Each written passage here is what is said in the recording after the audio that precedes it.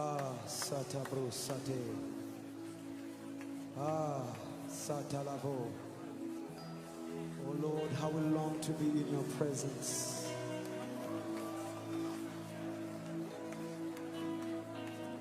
Oh, la Sebrusa Kenandela Zola Vrosh. Alades, Soti Brase.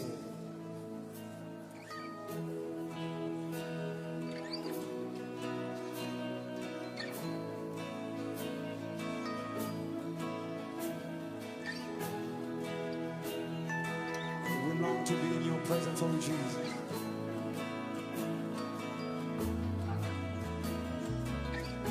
Continue to worship him in this place.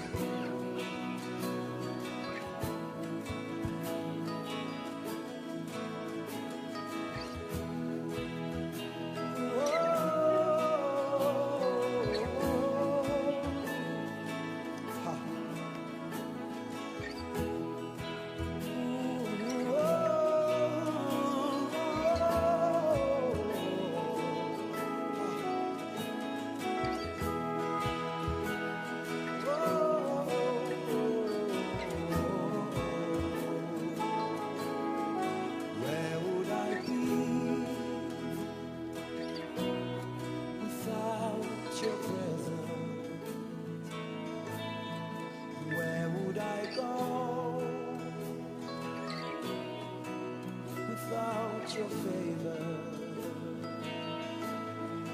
where would I be without your presence? In your presence, in your presence,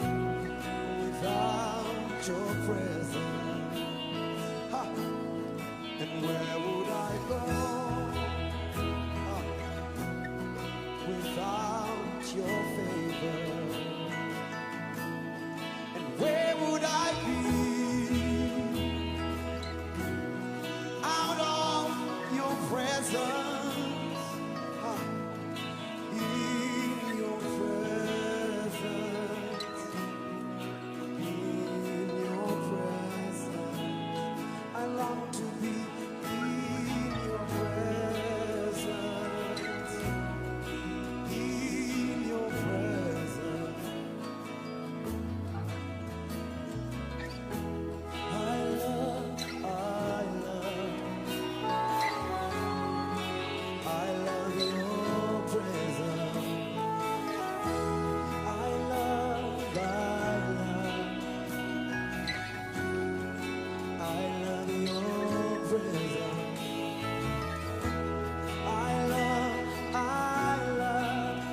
Sing it.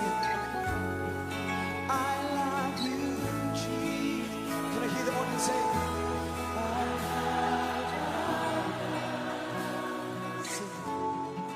I love your presence. Come on, choir, sing it. I love your presence.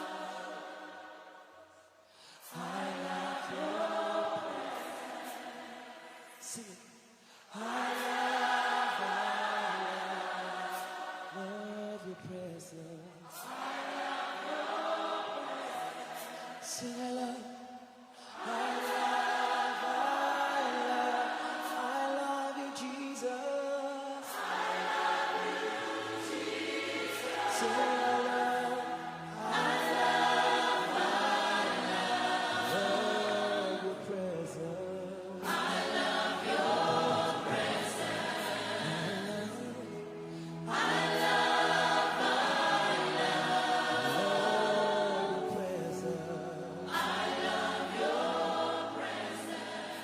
Shalom, and a warm welcome to this international online Sunday service. We are so glad that you can be a part of this service today.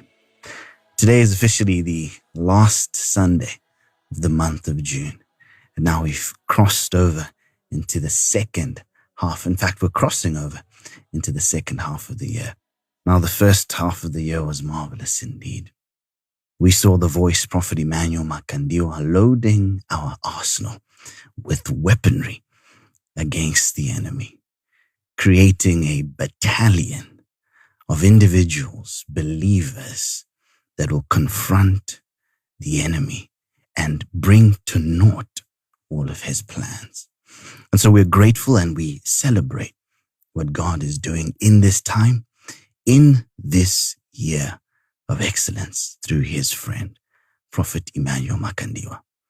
I'm joined in studio this morning by Pastor Chukuni, and in a few moments we will be introducing the voice. Pastor Chukuni, It's always good to be here. welcome. Thank you. This issue of witchcraft, the voice is really excavating this issue. He's not leaving neither jot or tittle unaddressed. It's amazing how the voice, our father, Prophet Emmanuel Makandiwa, has been teaching on witchcraft and opening our eyes, making us see what has been hidden from us. Last week, phenomenal. I couldn't even say a word after the message. But it was a topic that I'm probably a bit sensitive to. And economic witchcraft is not something that we can take lightly, especially given our environment in Africa, and more so in this nation, Zimbabwe. The issues that he was highlighting, the witchcraft that he was bringing to the fore or bringing to the light, is something that we were getting used to, in a sense. And it was kind of like becoming normal. You know, when beard grows on a man, it only takes a visitor to notice that this beard is going out of hand. When the beard is growing, those around you might not notice that something is going wrong with you because they are used to seeing you on a daily basis. And the ills of society. I'll give you a very good example. Imagine you've got a dysfunctional economy. You have got probably 90-something% unemployment. And there is a lady, her pension's eaten up by money that has been inflated, hit by inflation. And probably she lost her husband. The kids are not working. And she has to look after the family. She's a vendor. And she has to go and look for the market where the people that buy are, in a small spot in the city. Yes, like the voice said, it might not be good for somebody to vendor everywhere, but it's an abnormal environment. And that lady, where she's got no other source of income, and you find somebody born of a woman who also has a mother, who comes, not just displaces that lady, but takes what she's been selling, takes her capital, takes her profit, takes everything from her. And she's charged, she has to pay a fine. And the unfortunate thing sometimes is some of these people that take these things, they eat the stuff. They take those wares, they sell them elsewhere. And our Father is coming and is exposing that nature of witchcraft. We were getting used to this, seeing running battles between people that are trying to survive and the police. Yes. And it's wrong. Very wrong. So for me, it was quite a very sensitive message. These are the depths of witchcraft. Indeed. You know, you notice as well that in this issue of witchcraft, it's almost has a certain level of trickery, or it's sort of conniving, because with a particular curse imposed because of witchcraft, it allows you to go out and try and make efforts And yet it puts you at a level where no matter what kind of effort you put, you fail. Exactly. You look at Africa, resourced in abundance, immeasurable wealth, right under our feet. Remember what the voice taught us a couple of months back? That if we were able to tap into the resource under our feet, Africa would be the best. Africa would be the best. Can I give you another example? Yes. After the voice opened our eyes last week,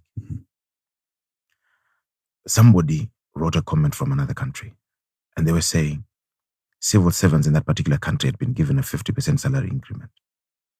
And a few days down the line, the fuel price was increased 150%. So it's a negative of 100%. And yet it seems like a positive. The timing of it, the implementation of it, the agenda behind. Probably the poor man is easier to control. But this is all coming because of a man that has chosen to sacrifice his own life so that we may know witchcraft in its real sense. The true reality of witchcraft, what it actually is. As you spoke about that, it just reminded us of a teaching. In fact, part of the teaching that we were given by the voice concerning how if there's ever been a charm or an instrument that's been used to manipulate people more than any other charm or instrument, it's money. It's like trying to blind someone's eyes with a gauzed fence. But we're getting help. We are getting help. And a lot of enlightenment. Pastor Koramba, because of the teaching last week, our Father, the voice, then highlighted the real definition or probably a group of people that was called the ecclesia, or that is supposed to be called the ecclesia anyway in our time, the church.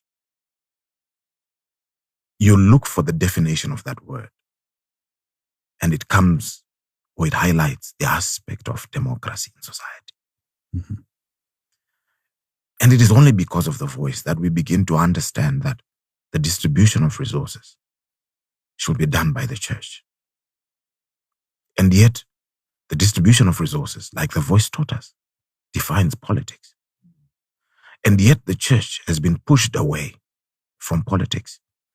If the church were to affect or try to affect politics, then you will hear those that have been practicing witchcraft say the church shouldn't be involved in politics. And yet it is the very foundation, it's the very reason why we are the church, the ecclesia, those that are supposed to be distributing resources to the citizenry. You highlight a very powerful point because it draws on the foundation of what we'd like to consider one of the pillars of the foundation of the ministry of Prophet Emmanuel Makandiwa, life.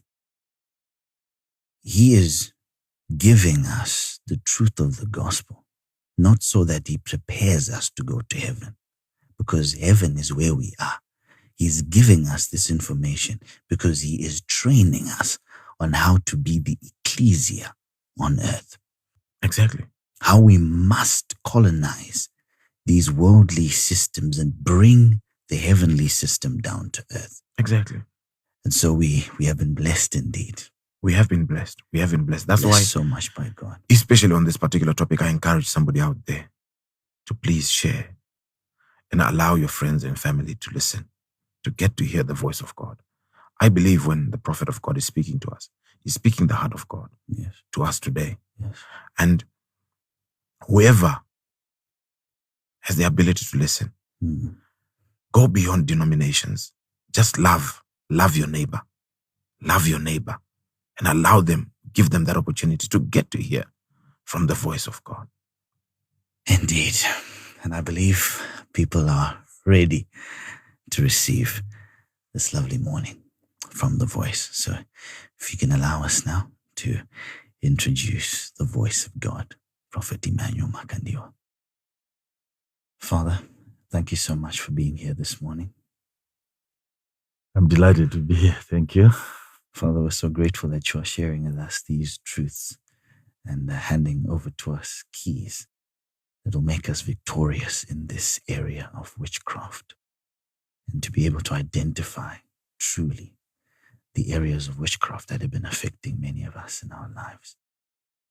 Father, this morning, economic witchcraft part 2. Yeah. We cannot wait. We ask that you take us on. Oh. Thank you, pastors. Yes, we are on economic witchcraft part 2. And I believe that today we have the right people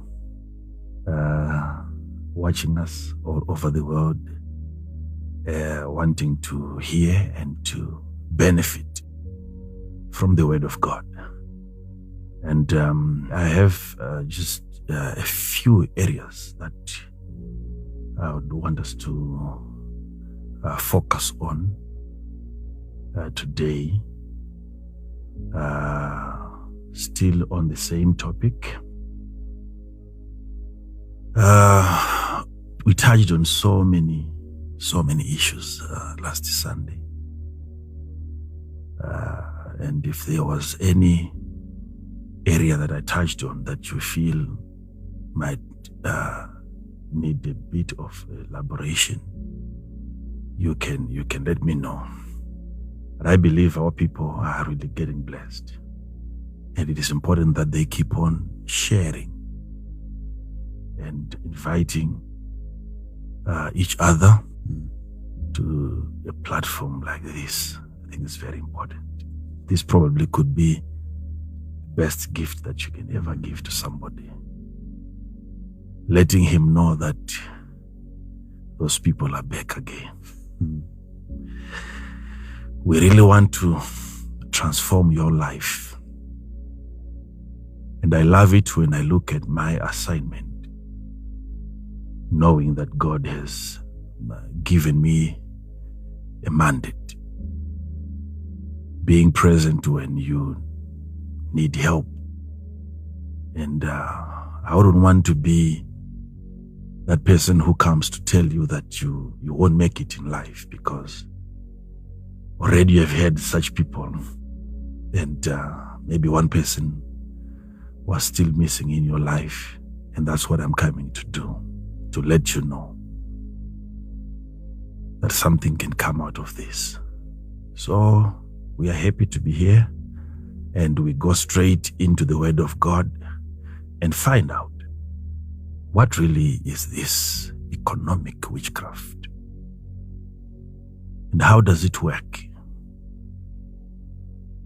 We may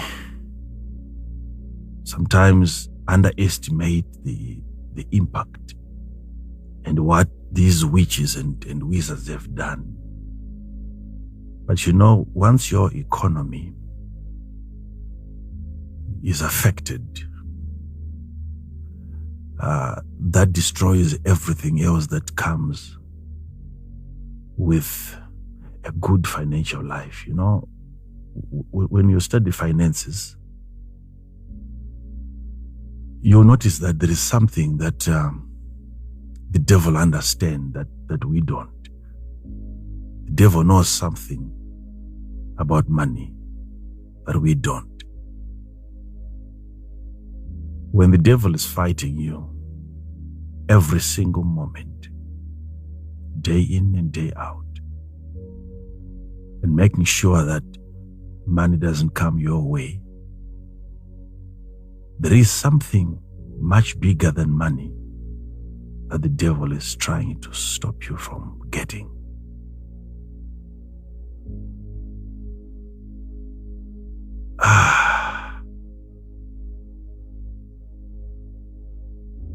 The joy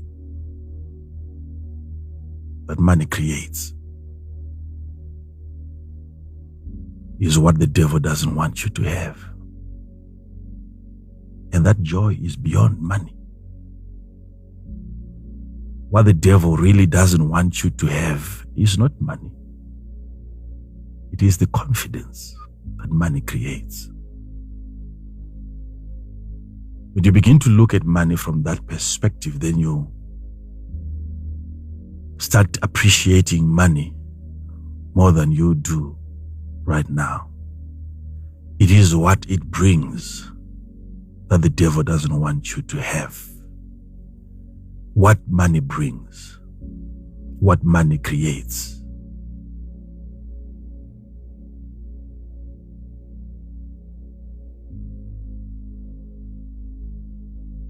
So next time you have to understand why the devil doesn't want you to have money. Let's take it to a different level. It's not about money. It is the confidence that only money can create that the devil doesn't want you to have. If you don't have money, there is something bigger that you don't have. You are not sure. You are not confident. You don't have the joy. You may have the joy which is of the Lord, but there is joy that money creates. And you can't have that unless you have money. And I would like people to understand and to appreciate certain benefits that I believe to be spiritual benefits that money produces. There are benefits that are spiritual that you can enjoy as a result of you having money. To a certain extent, it is as though, I wouldn't want to make this a doctrine, but from my study and what I've noticed over time, it seems as though even God himself is drawn by money. It's as if even God's voice is attracted to money. No, it's rather weird what I've just said, but I've told you before how the presence of God would concentrate, number one, in Jerusalem, and then went on to another level of concentration of the presence of God on the temple of God, and then went on again. It gets much more concentrated in the Holy of Holies. Then it keeps on going deeper when you get to the Ark of the Covenant. That is where God said to Moses, right there, we will meet. I will meet with you right at the mercy seat, where you see two cherubs covering the mercy seat with their wings, touching each other. Right there at the center, God said, you come and I'll speak to you from there. And you look at the Ark of the Covenant, it was the most concentrated place in terms of the amount of gold and its percentage. Wow. It was the most refined gold. And God said, if you want to find me, you want me to talk to you, come to where money is. From the most wealthy place, I will talk to you. It's an amazing thing how God is drawn even by money. Real money, not currency. Money. We'll talk about that. Money. Have you noticed, pastors, that there are certain people in the Bible who were not as spiritual as God would expect, yet they benefited and they got access to certain revelations that are so deep, just on the basis of them having money, power, and influence. Without any spiritual maturity. All they needed was money for them to get revelations from our God that we think has nothing to do with money. A man goes to bed, he's not born again. And then in a vision, the vision of the night, God brings to his attention an image, and kingdoms were represented from the head to the toe. And every section represented a certain kingdom that was to come. Until the coming of the Messiah in form of a stone that came down without a man's hand throwing it. And it crushed the rest of the kingdoms, and it grew and became a mountain. This king, Nebuchadnezzar, saw the coming of the kingdom of the Lord Jesus Christ and how he would reign on the earth. You look at how many years ago, quite a long time ago. Yet such a man who has never been to the mountain, such a man who has never asked God for revelations like that, we are praying for that. And we are hoping that one of these days, God will open our eyes so that we can see some of these things. Yet somebody who never prayed for it, got it on the basis of his money and influence. Why would God give such a revelation to a man who was not even a prophet? He got it because he had money.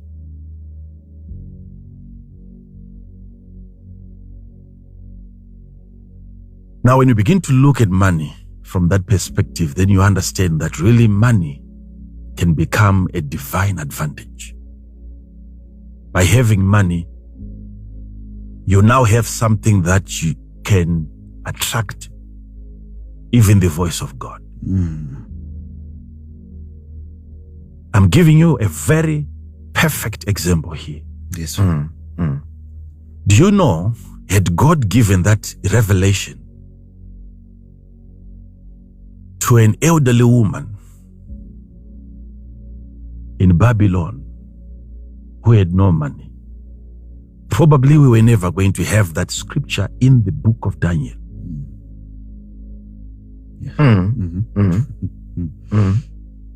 So look at God. He has got a revelation, he's got a vision, he has got a prophecy. But he wants this prophecy known.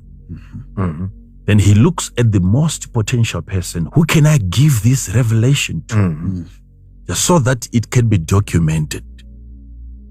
There was need for God to look into the financial life and the economics of the people of the day. And giving such a revelation to a man who had money, who had secretaries, would then write it in books. God had to choose such a man. Wow. Had that vision been given to a poor man, we were never going to have that in the Bible. Believe me or not. So God looks sometimes at your economy before he makes certain spiritual deliveries. You need to position yourself. When you start making money, it's not all about making money. God knows that the message that he gives to you can easily be financed. Okay? Yes, sir. Remember what I taught on last Tuesday on the publishing of the word. That God gave his word, but great was the company of those that published it. Yes. The word is given, but it calls for people that are great to publish that word. The Bible declares that through prosperity shall his kingdom and his cities be spread abroad. Through prosperity. We cannot talk of the extension of the kingdom of God without money. Now, why are you poor?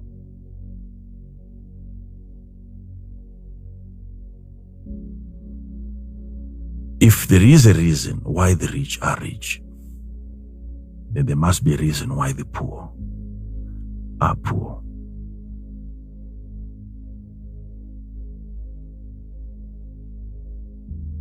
Can you agree with me, pastors, that you can't be rich without a reason? True, Father. True, Father. Then we have to agree again that you can't be poor without a reason. There must be a reason why people are poor.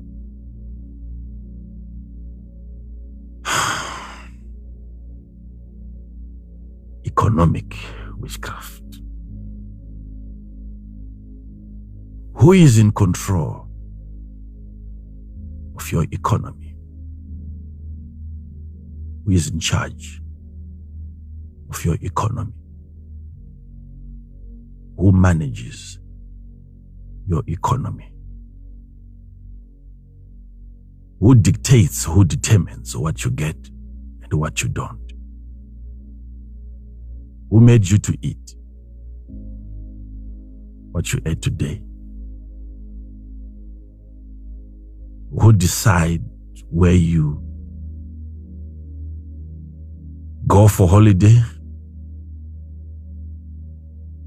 Who controls your thinking? You know, when you look at these things, it's quite interesting because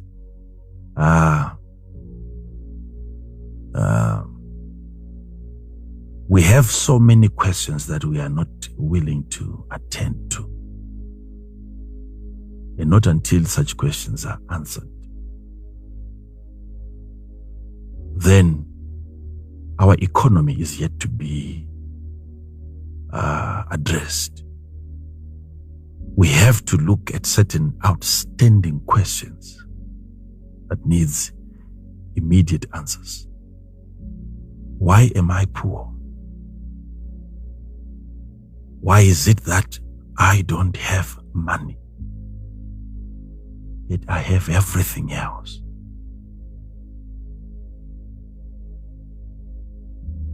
Who trained me?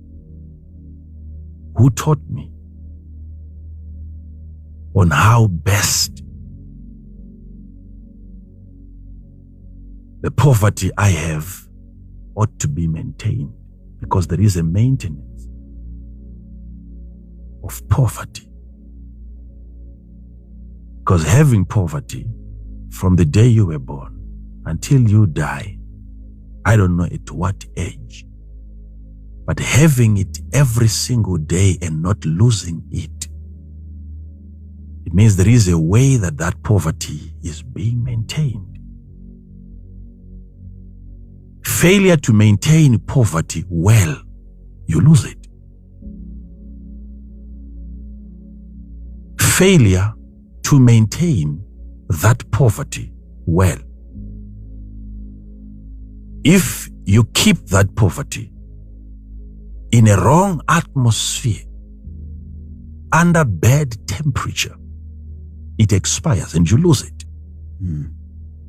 And having it for the rest of your life, you know everything else that you keep carelessly, you lose. But then having it on you, every day you go to bed, you rise up in the morning and you still have it and it's on you. There must be a certain temperature that you have maintained from the day you were born that has helped that poverty to survive around you.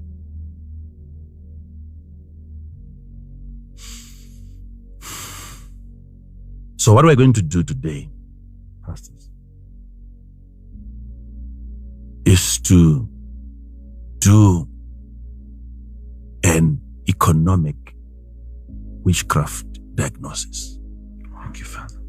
we want to diagnose, we really want to dissect, we want to open up individuals, look into their minds and see really where is this witchcraft coming from. Yes. Because you don't want to be the source of this witchcraft. You don't want to participate in your misery. You don't want to be part of the people who are making it hard for yourself. So we are going to look at indicators. We are going to look at signs that serves as proof that you have been bewitched. What to look out for, just so that you know that you are a victim of this economic witchcraft. What are those? Maybe today I may give you just 4. There must be indicators, pointers, things that when you look at them, you know,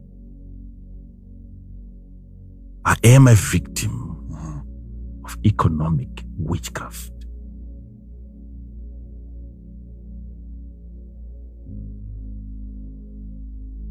You know the problem that we see in the Bible? There is a problem and there are solutions in the Bible. There are problems and there are solutions in the Bible. And it's most likely that every problem that you're going to encounter, somebody has once encountered it. And then, if that's somebody who once encountered the problem that you are currently encountering, got victory over that problem, you must look at it. How did he get the victory over such a similar problem that you are currently faced with? Now,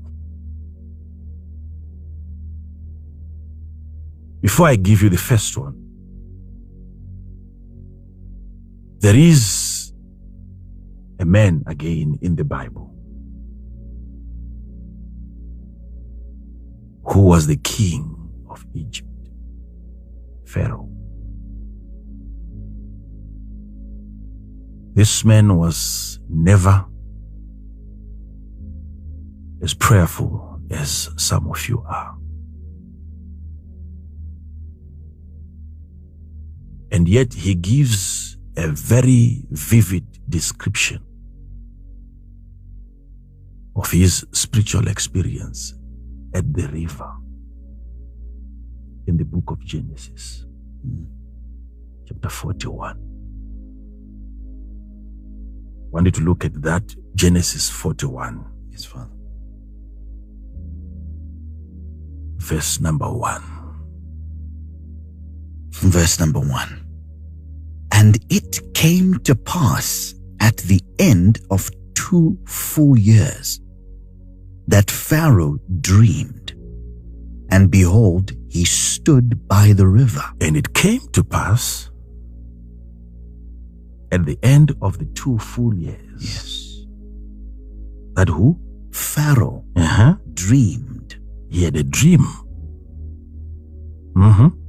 And behold, he stood by the river.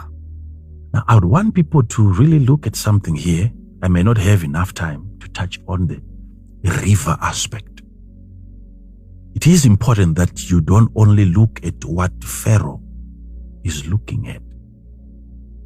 It is equally important that you consider where he was made to stand. You see, places are very important, and not just what is being seen by the dreamer. The mention of the river there is very critical. Very critical. Because it deals with something to do with the flow. But I will come back and teach on that, the importance of a river, not just what he then saw. He was made to stand at a river, and that something came out of the river that you wouldn't expect. to come out of the river. Yes. Right? Yes, Father. 7 kinds that came out of that river. Yes, Father. You can read it. And behold, they came up out of the river. Came up out. Came up out. So whilst Pharaoh was standing at the river, he saw something that came up first from the water and then out. Then that thing went to the riverbanks and started feeding. You can read it.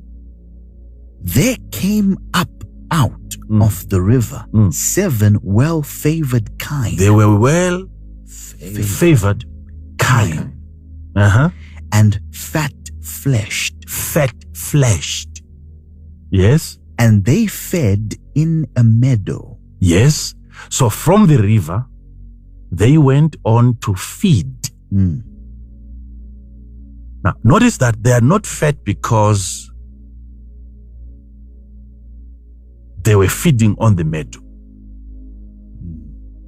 When they came out of the water, you wouldn't expect cattle to come out of the water, come out of the river. But when they came up and out, they were fed already. Yes. Now they went on to feed. Not so that they become fat. They went on to feed so that they would maintain their stature. Meaning wherever these kinds are coming from, they were feeding. They had a way of maintaining their lives wherever they are coming from. They are not starting to eat here. Wherever they are coming from, they've been feeding on something. So what they are doing here is only to continue with their lifestyle. Okay? So they are feeding. And then he kept on looking. And behold, 7 other kine came up after them out of the river. After them, out of the same river. Ill-favored and lean-fleshed. Lean-fleshed. And stood by the other kine. These ones, they came out and they stood by the other kine. Yes. Upon the brink of the river. Now look at what they did. These thin kine. Stood by the other kine. The other kine that were feeding on the meadows, right? Yes, Father. Now these ones that are thin, poor, broke, stood by the ones feeding. And the ill-favored and lean-fleshed kine did eat up the 7 well-favored and fat kine. They fed on the 7 well-favored kine. They did not eat the grass, nor the leaves. These are kine that are feeding on flesh instead of the vegetation. They are feeding on meat. They have a wrong diet. You have to follow this. You have to follow this. They are eating, but they are eating the wrong thing. So you can tell what made them to become what they are. What we have seen them do at the bank of the river is exactly what they used to do wherever they are coming from.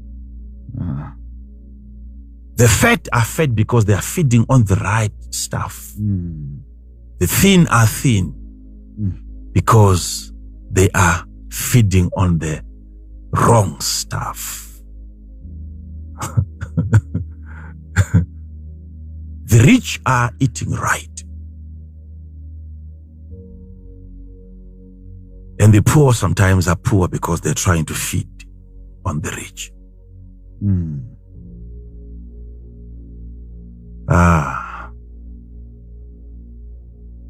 What the rich are spending most of their time doing is not what the poor are spending most of their time doing. The poor are not feeding on what the rich are feeding on.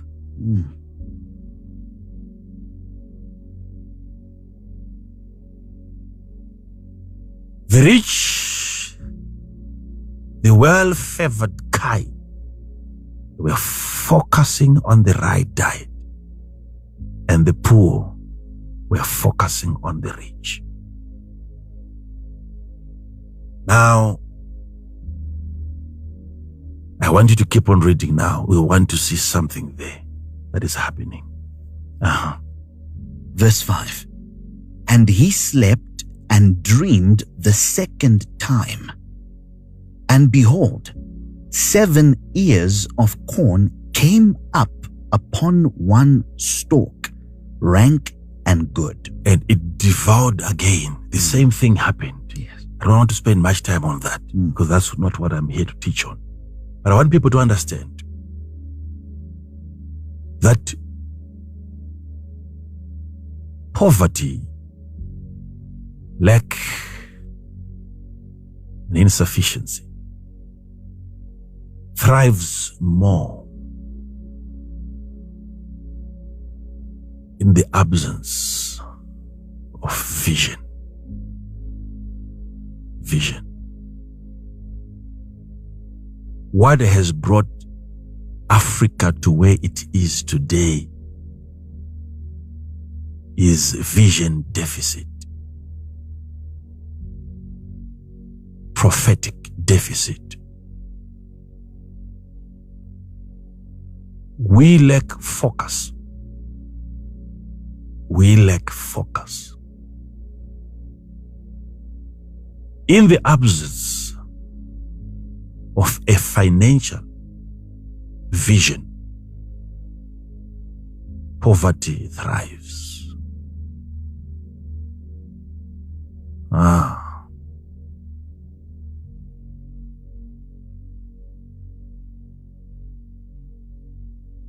There is need that you have leadership that specializes in dreams and visions. And then a department that deals with the interpretation of those visions and dreams. Then you have a stable economy. Because famine must be perceivable. There must be a gifted person among us who can run to and fro into the future and pre-live for us upcoming events. See on our behalf. That's the responsibility of a watchman. A watchman must be given an advantaged place where he is placed far above everyone else. The most elevated place in this society must be given to a watchman.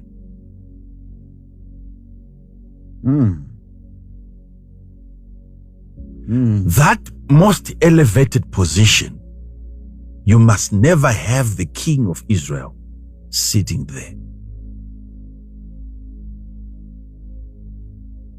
That position is never for judges.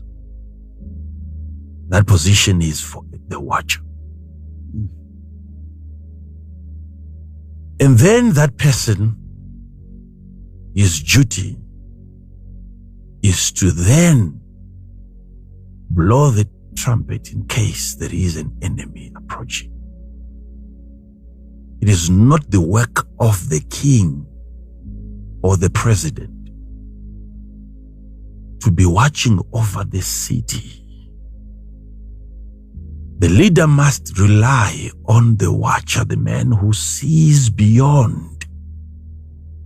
And there must be a supporting structure, a position, an elevated place created for the watcher, so that from there he can see what is yet to come. I want our people to understand this.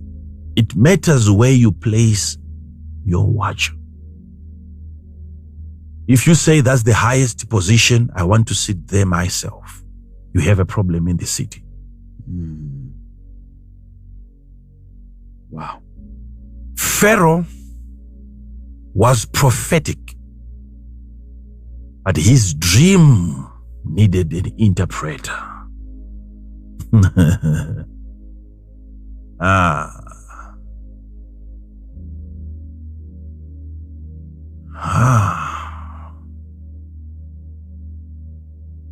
Now magicians were called to come and interpret the dream. They failed. Even witches were invited. They failed. Until the butler and say to the king, now I remember there was a man. He once had dreams. And then he interpreted our dreams whilst we were in prison. That man is gifted in the area of interpretation of dreams. Call him. Let him try. I'm sure, King, you're going to have an interpretation today. And immediately Joseph was invited to come. Then he gave the interpretation to the king. And then he told the king that don't look at how many dreams that you've had. It's just one dream. And the reason why the dream was doubled, it is because this thing is from the Lord, and God will hasten to fulfill it. God will be so quick to bring this thing to pass. There's going to be 7 years of plenty and 7 years of drought, scarcity, poverty. And the 7 years of lack shall be so great that even the 7 years of plenty shall be forgotten. It's going to be terrible. So what do I do? And Joseph said, find a man who is discreet and wise. That was his recommendation. Appoint a discreet man who is also wise. Discreet means an ability to discern.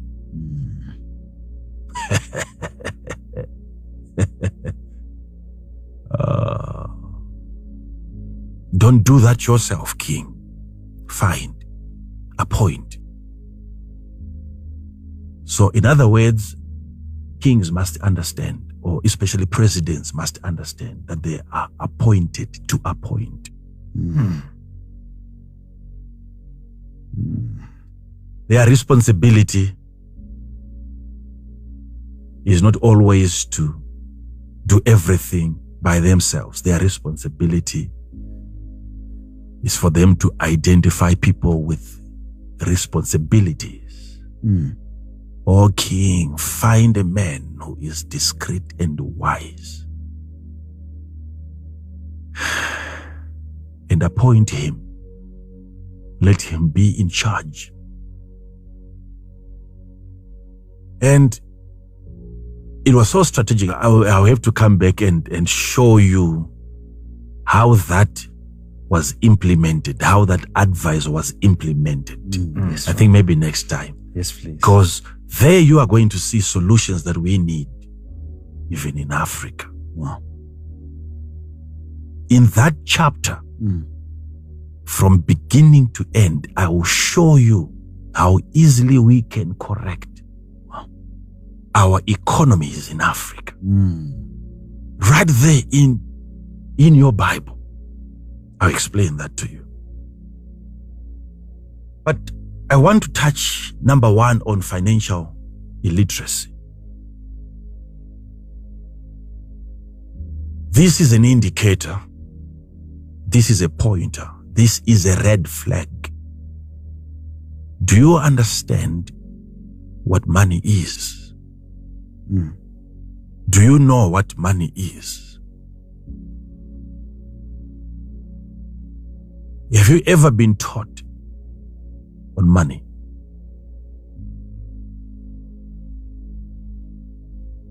If you don't understand what money is, then probably you have a problem. That's why you're failing to find it, because you don't know what it is. The fact that you have been to school and you have studied law, what you have studied is law. It is not finance. You can be the best version of yourself when it comes to law. But when that lawyer finally gets money as a result of what he knows to do best, he remains broke, because it is never finance, it is never money that he understands. It is the law. You can be the best engineer, but it matters what you know concerning the money that you will get as a result of engineering. This is something very important. People must understand that of the 40 parables that Jesus gave, 11 of those had to do with money. Money. Money. People must get to a point where they realize that Jesus, when he was on the earth, he spoke more about money than even hell. He spoke more about money than even heaven. Majority of the parables where he didn't even mention money. But if you study carefully, there were some characters that would result in you having money. It wasn't all about righteousness. No. But if there was need for Jesus to teach his disciples concerning money, it means financial literacy is very necessary. We need to understand what money is. So, where is witchcraft coming from? Whoever stopped you from understanding money has bewitched you. Some of you are coming from places where money was never a topic. You were never allowed to even call it money. You were never allowed even to ask for it. Never allowed to discuss money. And some of you are even products of churches where the man of God doesn't want to talk about it, and yet from Monday up to Sunday, that's what you're looking for. And you don't want the man of God to include that in his teaching. You are in the wrong place. You need somebody who can educate you in as far as your money world is concerned. Do you know what money is? And most of the people that we think are educated today, what they know is something else, not finances. And because we don't know what money is, this is the reason why we leave money in Africa. We fly all the way to look for money. And because they know that you don't know what money is, they give you what is not money, or what money is not, in exchange for money. Ha. Oh, yeah. You need somebody who can teach you on the importance of money. That if you are not in control of your economy, you are not in control of anything. If you are not in control of your economy, then there is nothing else that you are controlling.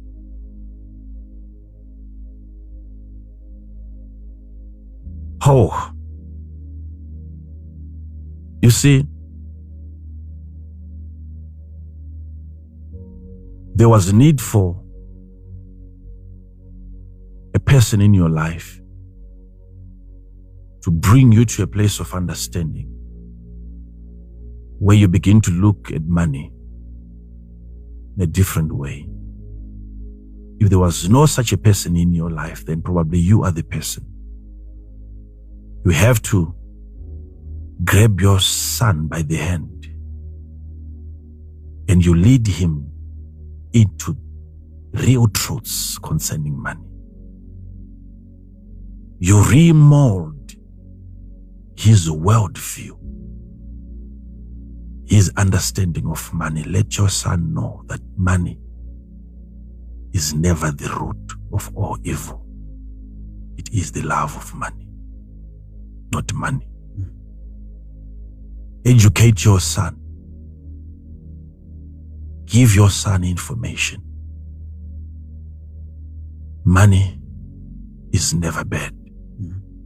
Money is good. Son, you need money. You need money. You will notice that a message that God would have given to you will not come to you. It would be attracted to another person who has money. And what is going to attract that message to him is not his spirituality. It is his money.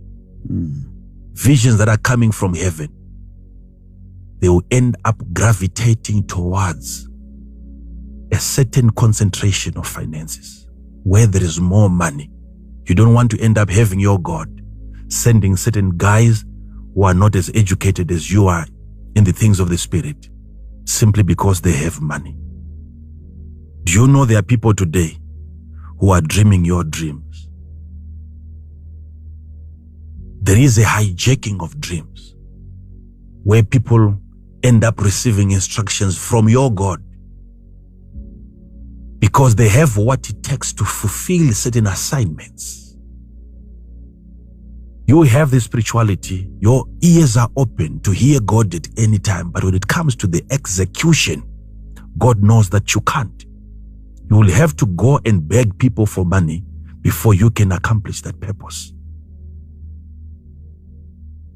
So if God really wants that idea and agenda executed with no time, he goes straight to somebody who is resourceful. Not because you don't qualify spiritually, but because you don't qualify financially and economically. Whoever told you that money is not important bewitched you. That man is your number one enemy. Whoever told you that money is not important, whoever told you that money cannot make you happy, you should have asked that man, does poverty make you happy? If having money doesn't make you happy, not having it doesn't make you happy neither.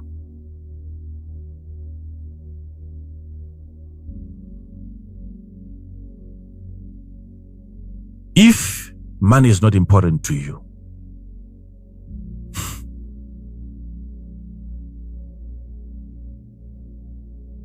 then it means you have somebody else's money that you're spending.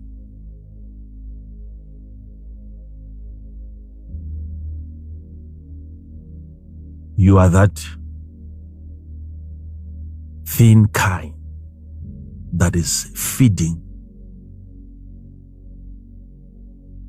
on the rich kind, and yet your life is not changing. If you then later on look at how Joseph interpreted it, he said even after they swallowed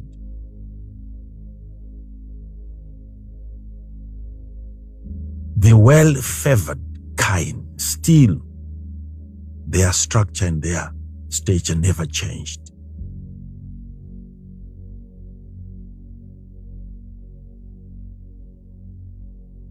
It's amazing how you keep feeding, how you keep getting, and yet your life doesn't change. You have to investigate why.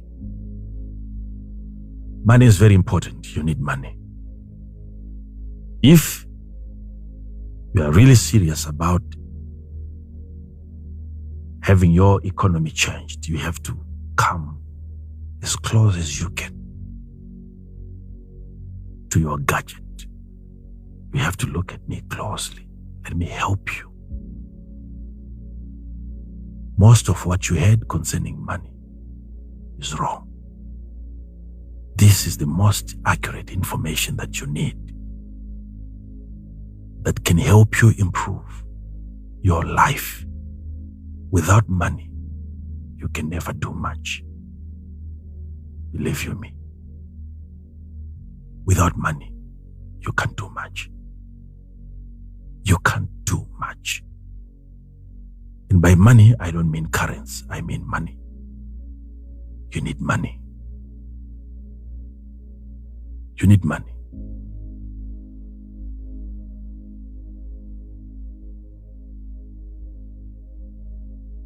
How many best soccer players that you know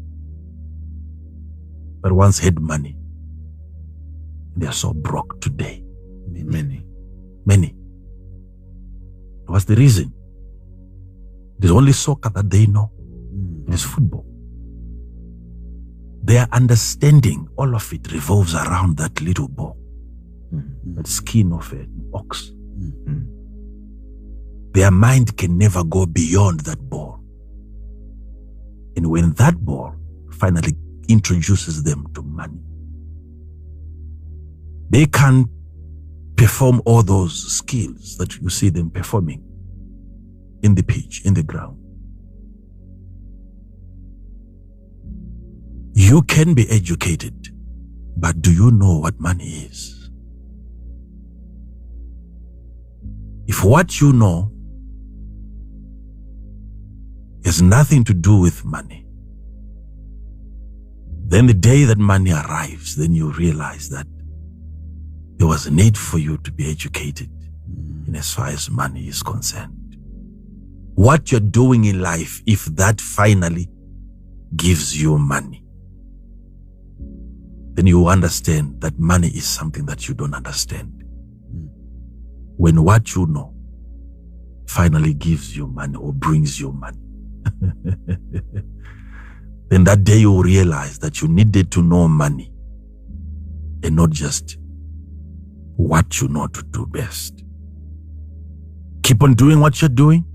Keep on educating yourself. Keep on acquiring more knowledge in as far as your career is concerned. But what are you going to do when finally that career brings you the money that you don't understand how to spend it? Financial illiteracy is a sign that you have been bewitched. Know what money is and what it is not.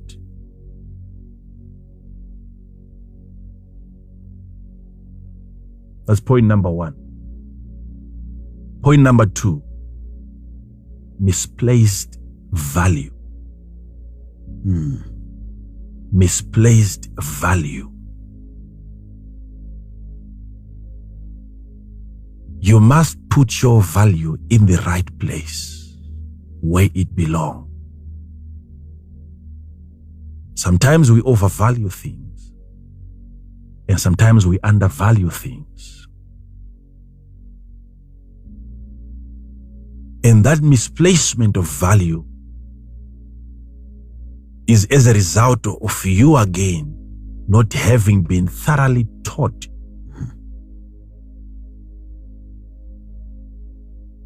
on finances. Do you really know what carries value?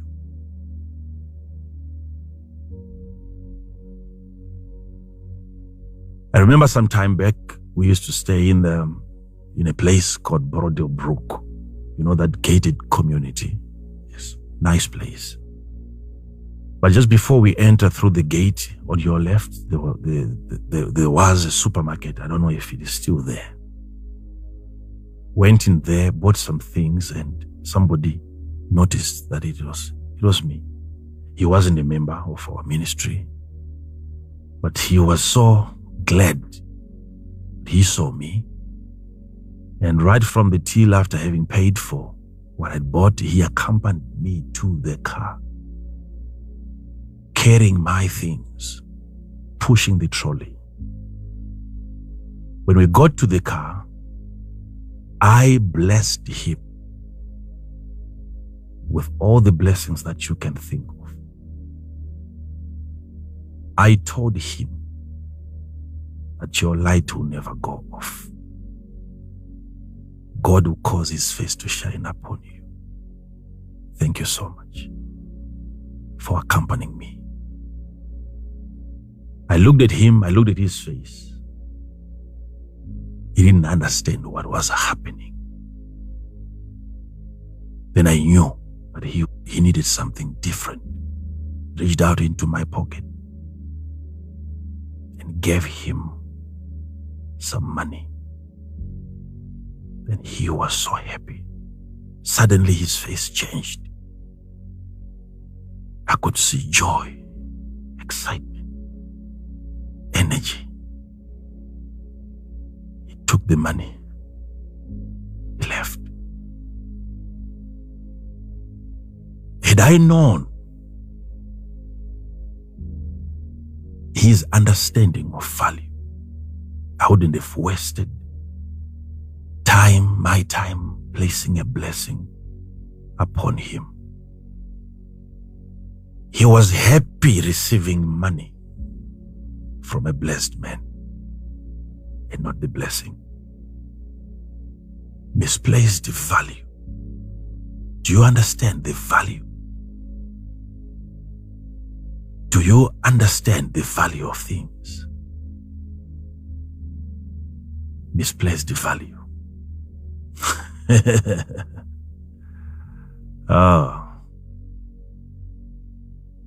You see, we were discussing with my wife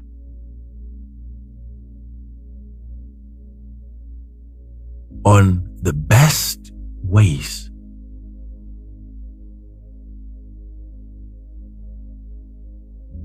we can help people.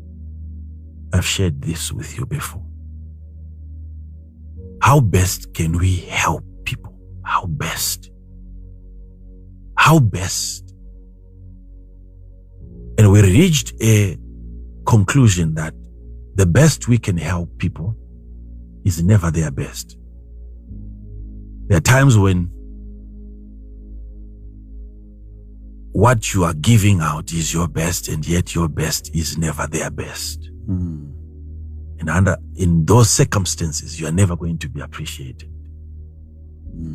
If your best is not their best, even if your best is their best, unless they understand the value of the best that you've done for them,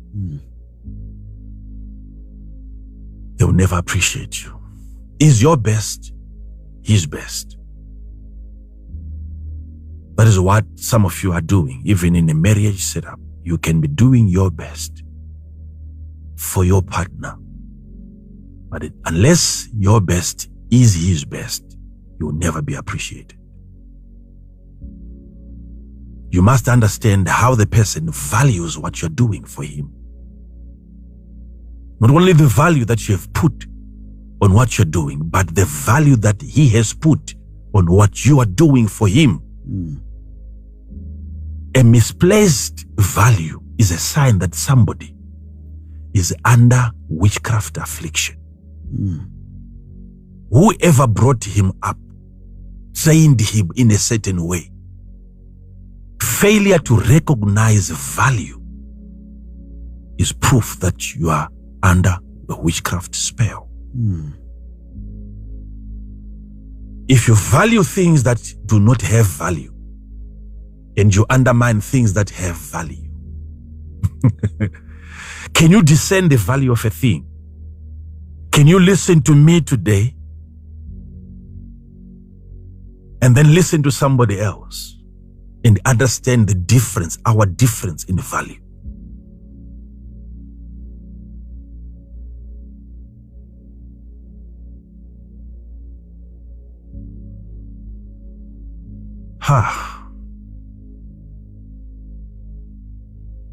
Misplaced value. It's fun.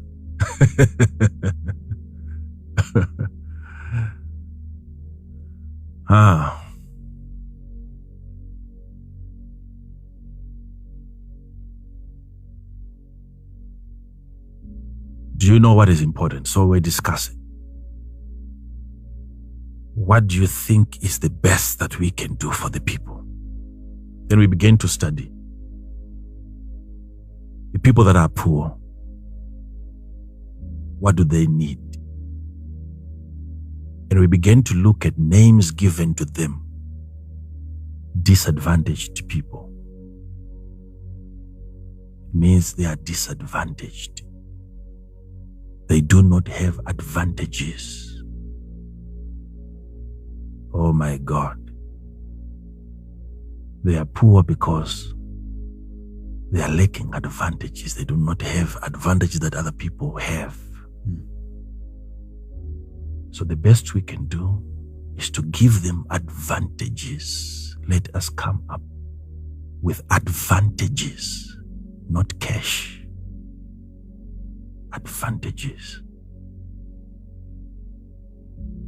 But are you sure that the disadvantaged will celebrate an advantage? No. Misplaced value. They celebrate cash.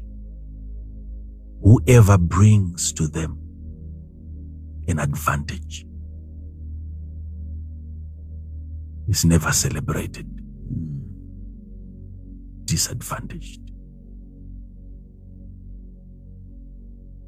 The less privileged. We are looking at their names. The less privileged. Less.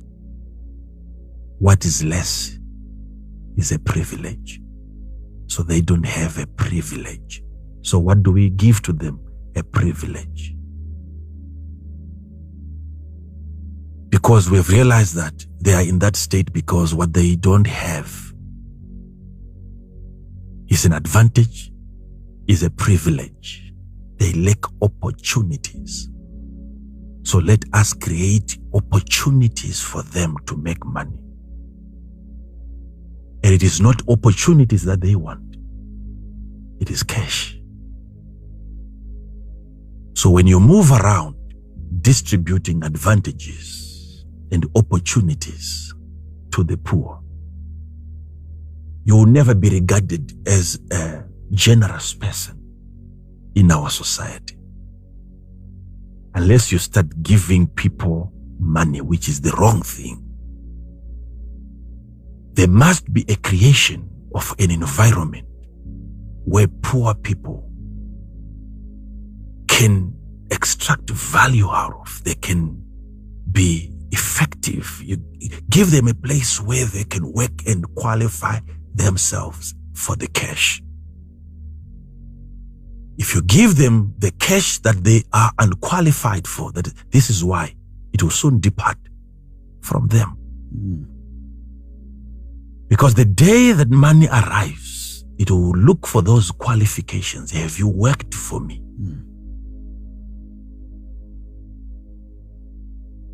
So there must be the creation of that environment. And you have to thank people who have brought you to those places where you can now work and qualify yourself even for a salary.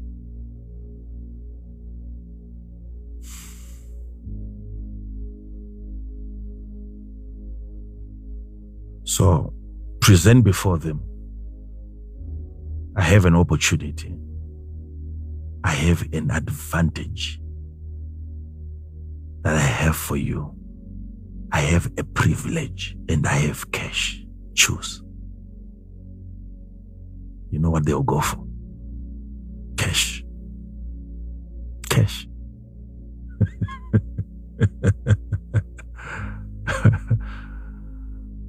This is why they will never get fed. Because they are feeding on the wrong thing. It's a wrong diet.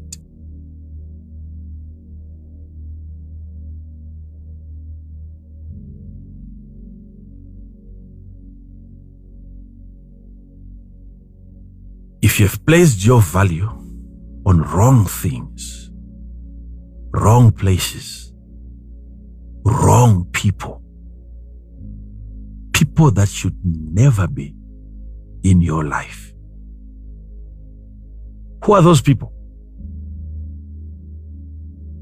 It's amazing, pastors, how, I've identified principles in the Bible that are so hard to identify. Where you have in the Old Testament a prophet by the name Elisha. He has a servant. He's armor bearer. And then he hands over to him a rod that carries his anointing. And he tells him, go and put this rod on that young man who is dead, and he will come back to life. And the prophet remained, he stayed in the mountain, convinced that his servant, given the anointing and the grace that he now carries, is going to execute that resurrection mission. He's going to raise this young boy from the dead.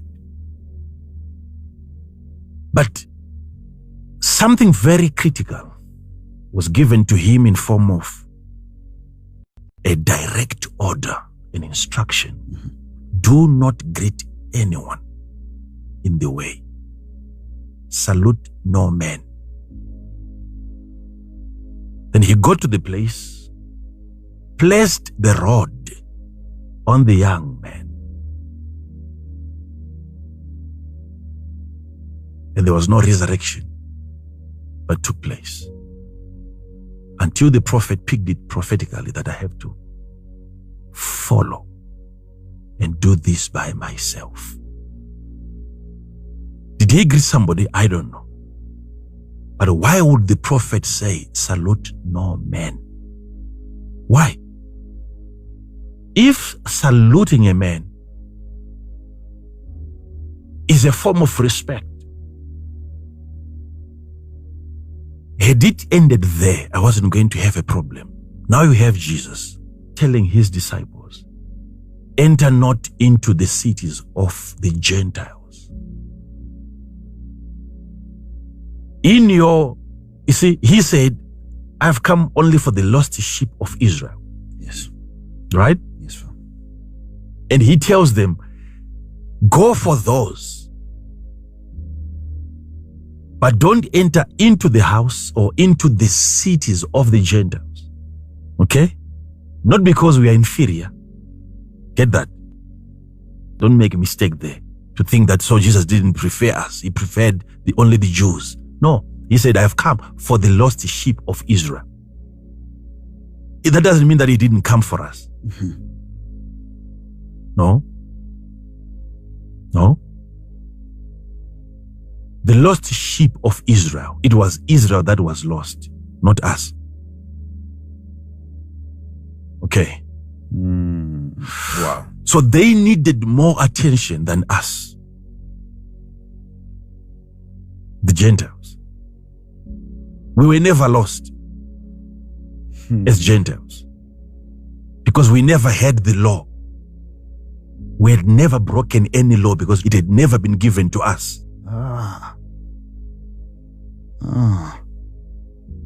Without the law, there is no sin. Sin was in Israel. Because they had the law. They had the law.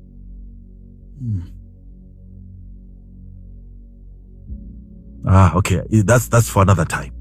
But can you imagine that passing through a wrong place would complicate the outcome? You finally get to the Jew, and your assignment gets complicated on the basis of you having interacted or even saluted the Gentile on your way. What is that? He's telling us of a very powerful principle that on your way to your destiny, it matters who you meet and how you interact with certain people. Relationships are very important. There are people that will contaminate your mission if you are not careful. The impartation that you got, the grace, the power, the abilities that you carry can be tampered with by a mere salute.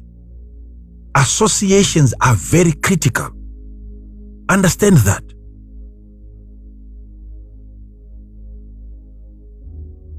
Not every poison is in a bottle. Certain connections are very toxic. There are people that you should never in your lifetime interact with on a friendly basis. They will complicate your mission and what you're up to. I want you people to understand this. Not every poison is in a bottle. Certain individuals are poisonous.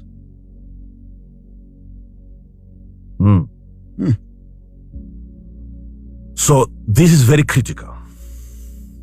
Misplaced value. You have a person in your life and that person doesn't carry value, and you want to be a person of value. Were you good the day that you got involved in that relationship? Did you have enough information to even choose that person as your friend?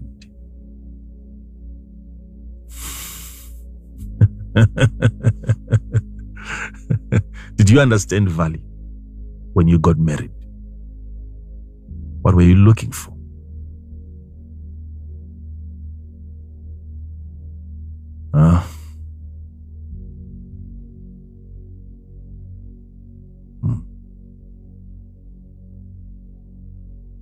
Did you have enough knowledge, enough information? We are coming from financial illiteracy. Yes, into misplaced. Yes. Misplaced value. There was nobody in your life, no one in your life who taught you on value. And yet you looked at a female figure and you thought that was a wife.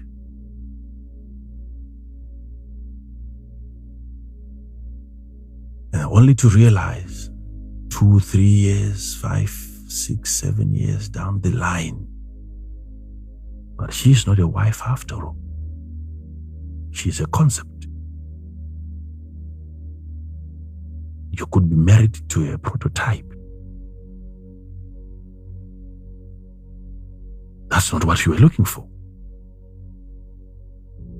But you chose, you made a decision before you were informed. And now knowledge is bombarding you.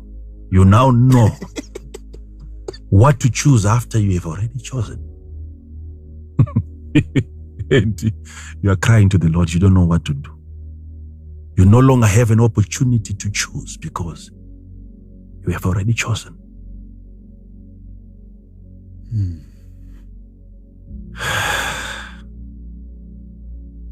You may be married to a husband right now, but maybe that guy is an idea.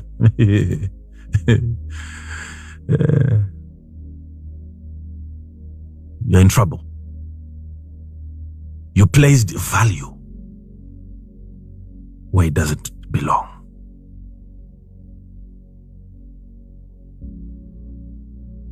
Is that a friend? Is that a man of God? Is that a church? Are you not ashamed that you have cameras zoom on you and you are seen sitting there? Are you not ashamed? Is that a place where smart people can ever be found? See, you have to understand, when you are not trained, when you are not taught, you put value where it doesn't belong. Misplaced value is a sign. It is an indicator that you've been bewitched. You have to follow this because it's very critical and very important. Ingratitude. Number 3. Ingratitude. If you are ungrateful, if you are unthankful, if you are lazy to open your mouth and say, I thank you, then witchcraft is at work in your life.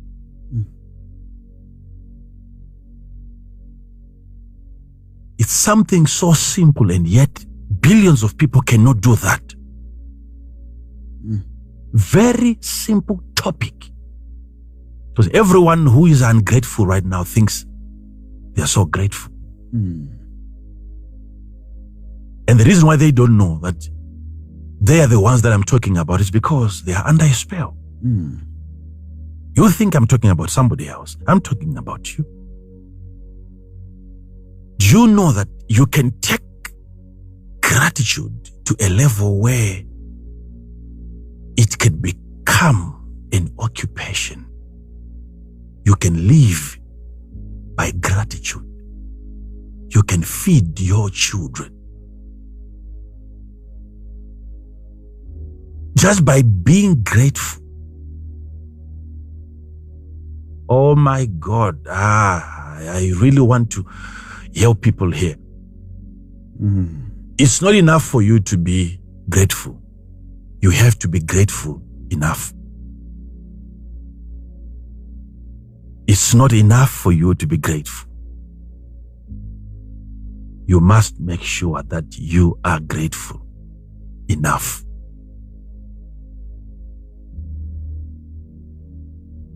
Some of you end where you're supposed to start. I've said this before. Isn't it amazing, pastors, that when you are done wrong, you always have something to say. You never run out of words when you're wronged. But when somebody does something good for you, you say, I don't even know what to say. You hear people say that? Yes.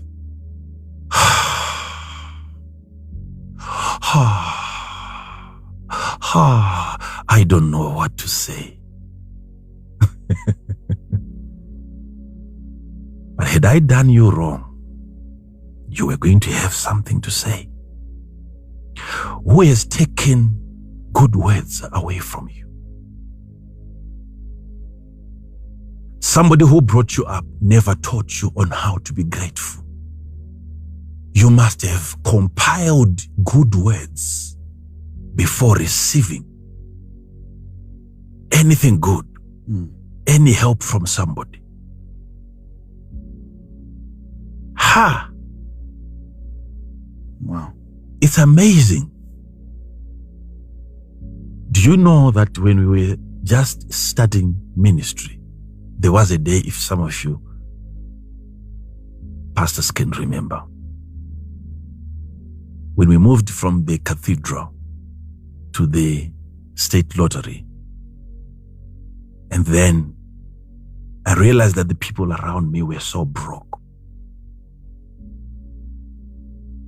And I bought phones for everyone.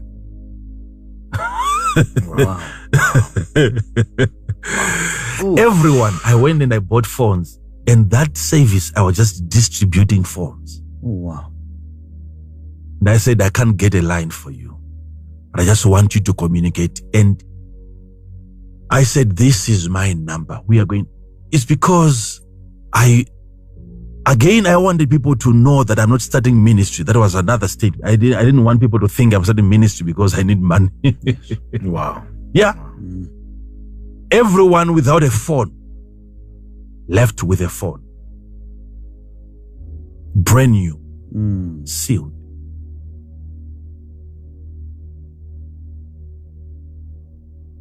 But my number was there.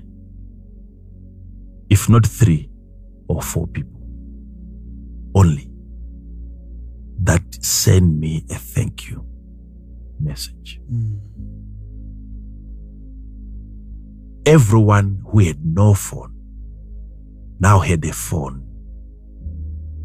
Now to take that phone and text me to say thank you. Only 3 or 4 people. That tells you that there is a problem. A big one. Yes, for that matter, a big one. Why is it hard for you to show excitement? The person who gave you a t-shirt, had you thanked him enough, he should have brought you a bicycle. And from the bicycle, by now, had you thanked him enough, he could have brought you a car. You can end up having a car in your garage that you got through gratitude, being grateful. Any person who blesses you with whatever thing that he gives to you, he is just trying to find out whether you are the right person. He will get to know after blessing you that you're not the right person. You will find out after giving you. There are people like that, pastors, that as soon as you bless, you lose your joy.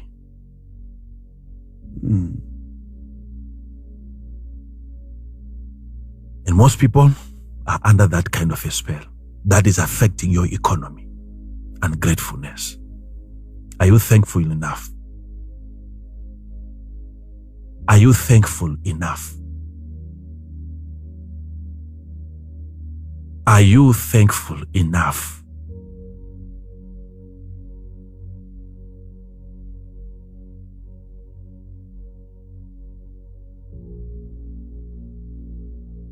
I had to apologize to my wife one day because I had shown her message, the message that she sent to me, to some people that I was with. I had done something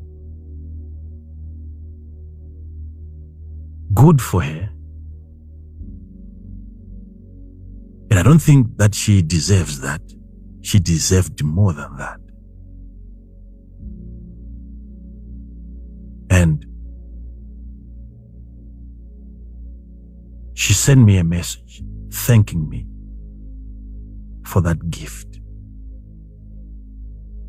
of which she's not supposed to thank me to that extent. How she crafted that message,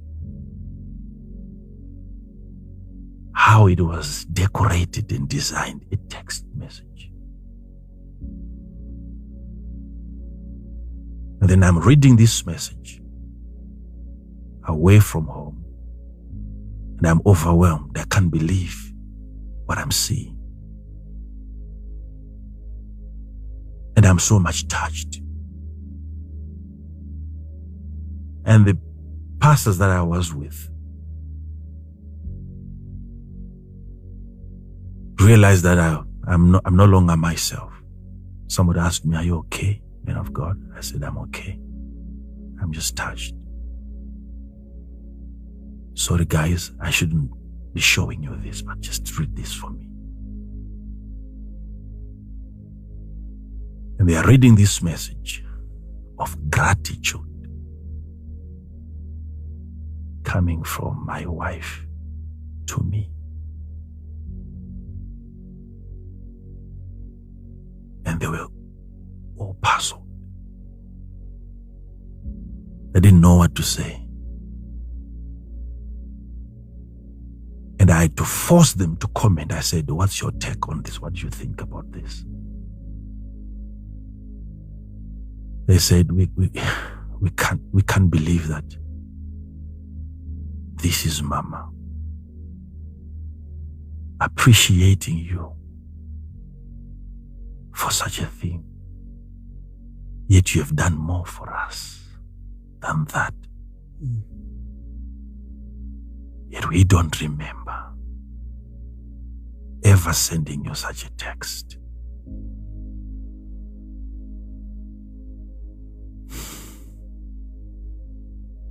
It's a serious revelation. Here you have somebody who deserves it, who has worked for it. There is nothing that I have that she never worked for. She found me broke with nothing. Everything we got, everything we acquired, we were together. We worked together. And how can such an individual be the best person of all the people to send you the best message on gratitude? What is the reason? And the moment you are thanked like that, you start feeling like. In fact, one of the pastors said, this is what he said. He said, "My father,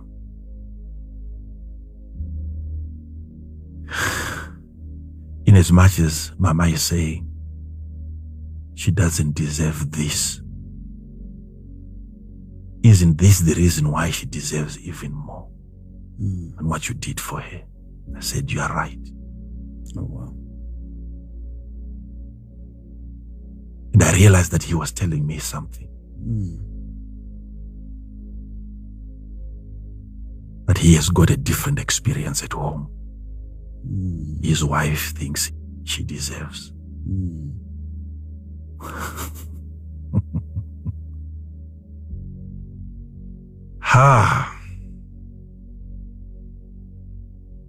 Whoever taught you and trained you to be ungrateful bewitched you. He has affected your economy.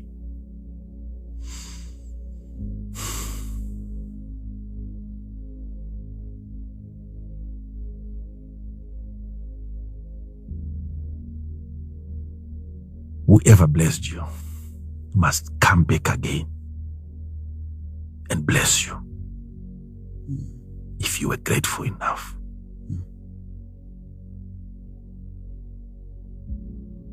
If he is not coming back, if he is never coming back to bless you again, it is because he has realized that you are the wrong guy.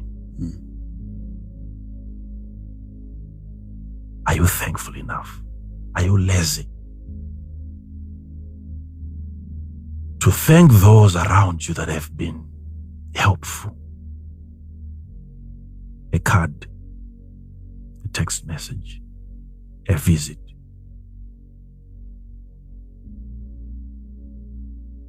You are making yourself poor. I've told you from the beginning that there is a way that you are maintaining this poverty. Otherwise,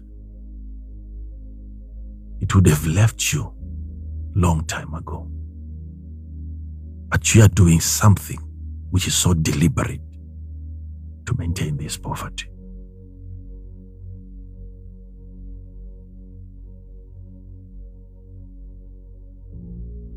That's number 3, right? Yes, Father. The last one for today. Debt. Debt.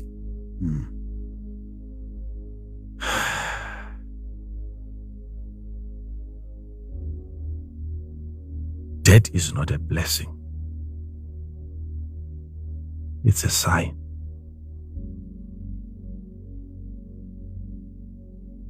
That you're bewitched. You need to be set free.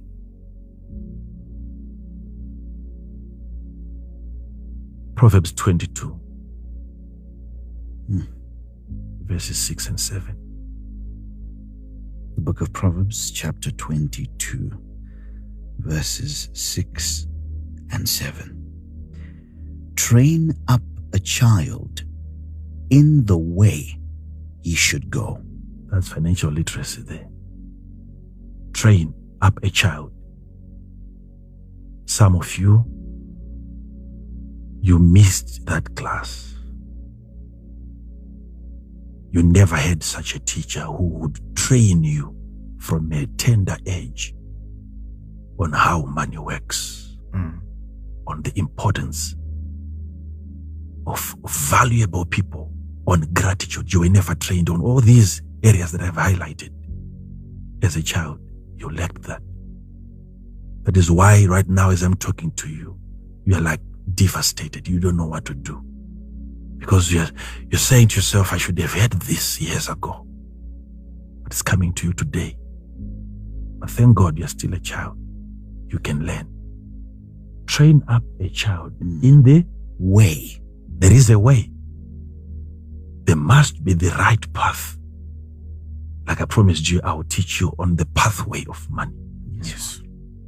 Train up a child in the way. Yes. He should go. He should go. And when he is old, he will not depart from it. He will not depart. That information, that knowledge will keep drawing him back to that way. A way of doing things. Train up a child. Now he's telling you now the area. Okay. Yes. Remember those verses were not there. Yes, Father. Okay, like verse 6 and verse 7. It was continuous. Yes, Father. Now, this is the area where you need to train your child. Yes? The rich. Teach your son, your daughter, that the rich ruleth over the poor. The rich ruleth over the poor. And the borrower is servant to the lender. To the lender. The borrower is servant to the lender. The borrower is servant. Whether the borrower is a country, that country is a servant to the lender.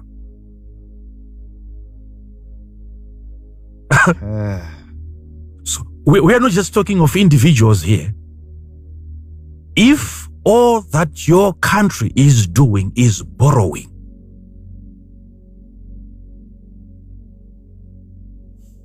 then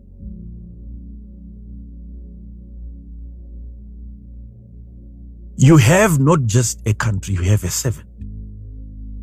Your country is a slave.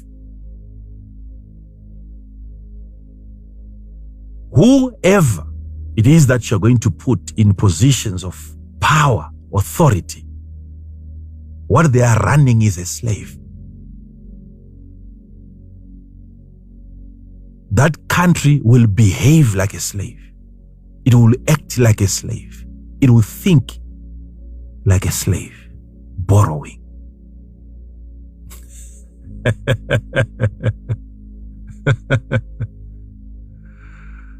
A slave. You are a slave to the lender. I'm not just talking about African countries here. Even the so-called rich countries, as long as some of them, they owe in trillions. They are slaves. They are slaves. They are slaves. The United States of America is a slave. And the people, the citizens, are slaves. How do you escape the servanthood of a country if you are a citizen of such a country? Which means even if you are going to be doing business in Zimbabwe, you can never claim to be free if that business is accommodated, is being run in a slavery nation. If the nation is a slave, whatever you do in such a country, you have your business in the hands of a slave.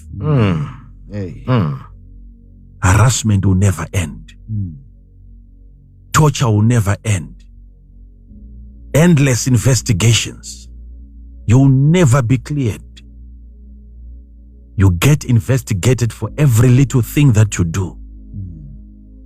Why? Because slaves are never expected to rise above their bosses. There's a slavery atmosphere in the country. Even in those developed countries, they borrow almost everything. A loaf of bread, you have to borrow. Can you imagine? Any shop that you get into, it's not cash that you use. It's credit. Credit. Credit. Slaves. Slaves. And debt is what then creates what I call an artificial economy. It's an artificial economy. When you are in debt, sometimes you become too talkative because what we're trying to do is just to keep up the appearances. You talk too much like you're the most powerful. It's a cover-up. Preach it, Papa. It's a cover-up. If you are in debt as an individual, you create this economy that I'm saying, that I'm calling artificial.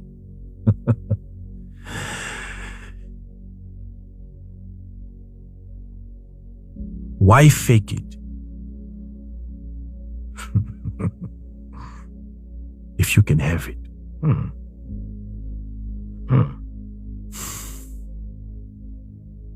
You'll have to incur the cost of maintaining a lie.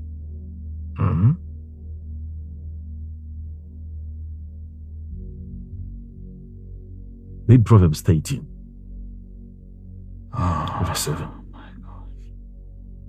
Proverbs 13, verse 7. You will find an artificial economy. There is that maketh himself rich. There is a person, an individual, a guy, there is a girl that maketh herself rich. Yet hath nothing. Nothing. According to the Bible standard of wealth, he has nothing. Yet this person is putting on a shirt. This person might be having something maybe a tie, maybe, but the Bible is saying he has nothing. According to financial standards, he has nothing. But he goes around making himself rich. Yet, hath nothing. He has nothing. There was an investigation done on this gentleman.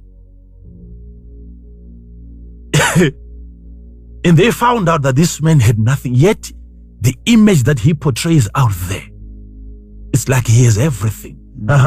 But there is that maketh himself poor. There is another individual that makes himself poor, yet hath great riches.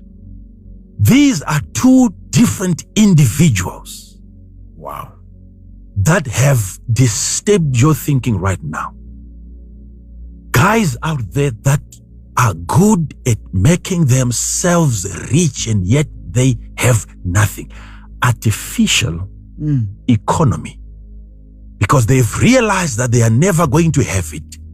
So why not fake it? And the problem of faking it is that it creates unnecessary pressure for those of you that are looking up to such an individual and you're being inspired by a mirage, something that doesn't exist. And you may even be under pressure if your wife cannot discern such an individual, because she comes home, she wants to understand, why is it that things are so hard only for you and yet other men out there are making it? I hear he has bought another car. I hear he has built another house. Woman, do you have proof? Because there is he that maketh himself rich and yet he has nothing. Do you have what it takes to discern, to investigate, and to find out whether those people are really rich or not? And when you leave your house now under that kind of pressure, you can no longer perform at your maximum capacity because you feel like you are behind time. And yet in most cases, you are even ahead of the guy that you're trying to compete with. All he does, he goes to a car hiring service company. He borrows a car for 3, 4, 5 months. He brings it home and he tells you, I've just bought a car. And that guy, some of you listening to me, is your witch. That guy is your wizard. Because the pressure that he is now creating for you, yet the little that you have in your house, you never borrowed it. You paid cash and no one is bothering you. No one is following you up for a payment. There are well-developed countries nowadays where you can go get a car, 0 deposit. You are seen driving it around. You haven't paid anything for it. Who cannot do that?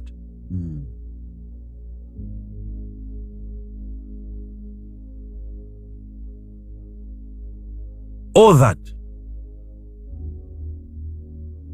it's artificial economy. You see, I want people to know and to learn this. How do I know whether this person really has money or not? When you don't have money. In fact, before we get to that, when you work and then you get the money as a result of having worked for it, there is something that you lose in the process of working for that money. Before you gain money, there is something that you lose. Arrogance. Oh, wow. When you are working so that you get money, before you get money, there is something that you lose in the process of working. being pompous. You work that out.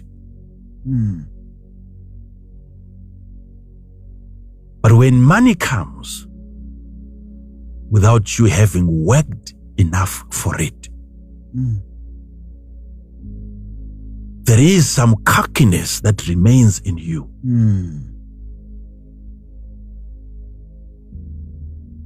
People that have really worked so hard and so smart for their money,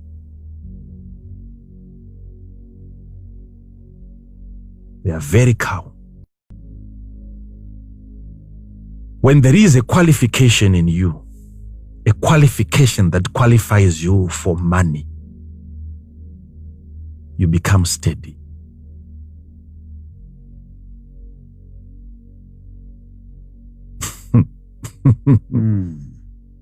When you want people to know that you have money, you don't have it. The day you have money, you will not want people to know that you have it. Follow me. Follow me. If you still want people to think and to know that you have money, you don't need another proof.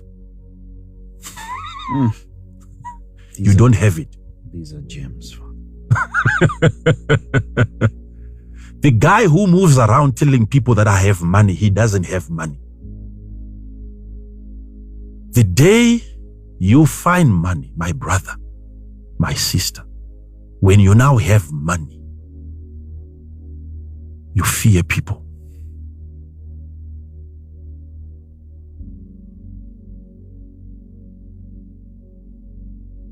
You want people to think that you have it because you don't have it. The day you find it, the day you have money, you don't want people to know that you have it. You'll be in trouble. You will be in trouble.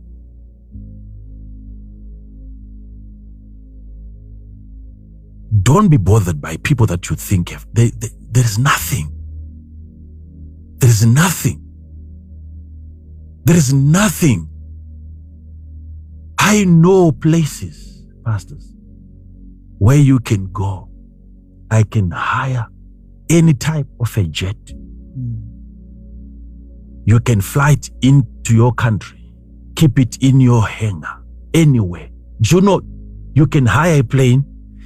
During that time when you have it, they can even write your name on the plane. And because people are so foolish, they don't know there is all these facilities out there ready to scratch other people's egos.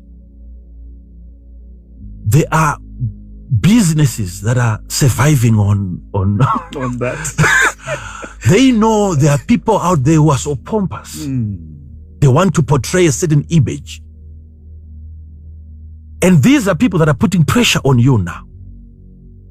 Instead of focusing on your path and you move according to your pace. That guy who is telling you that he has more money than you is even admiring you. Because what you have, he doesn't have. He knows you more than you know him.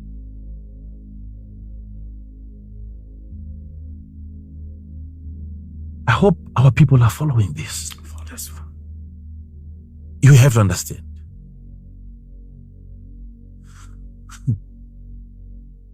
You have to hide it. When you find money, you have to hide money.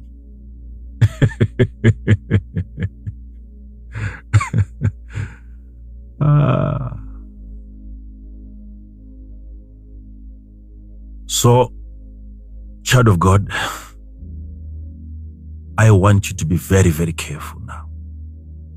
These are pointers.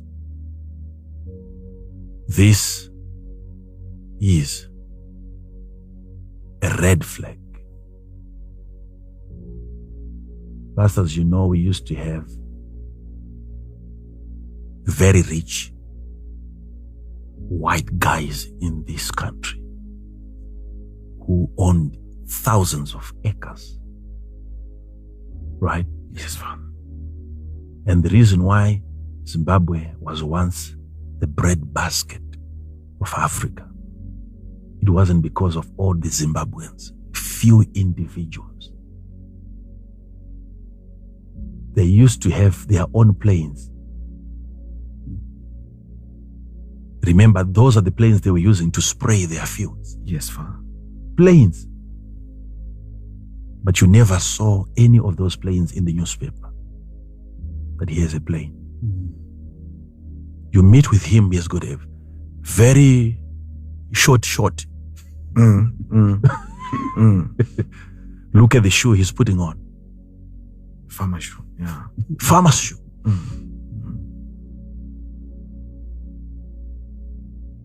There is something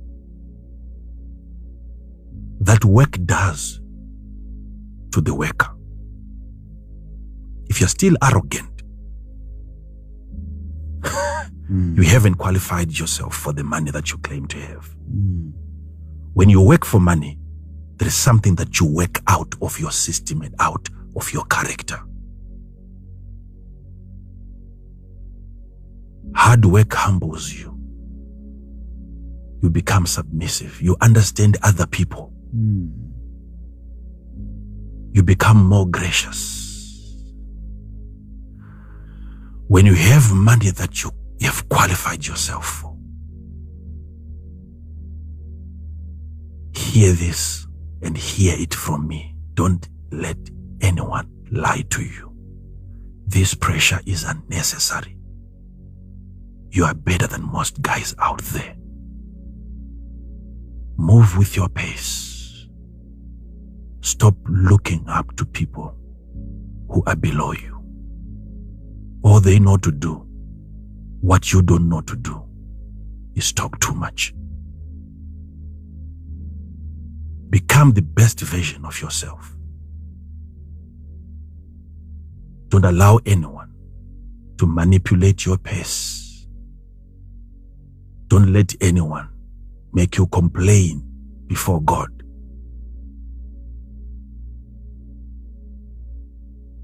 Why fake it if you can have it? There is a cost of maintaining that lie. Keep on working smart until you get to that level that you desire. As long as your children have enough, as long as you and your wife can have enough, as long as you can have surplus so that you can look after those you love, you are rich. You are blessed. So, child of God, I want you to take note of this. These are issues, these are areas that can serve as indicators. You know you have been bewitched when your value is misplaced, when your understanding of finances is limited, when you're ungrateful, and when you're in debt. These four, there are more. I've just given you 4. Debt is not good for you. It steals away your joy.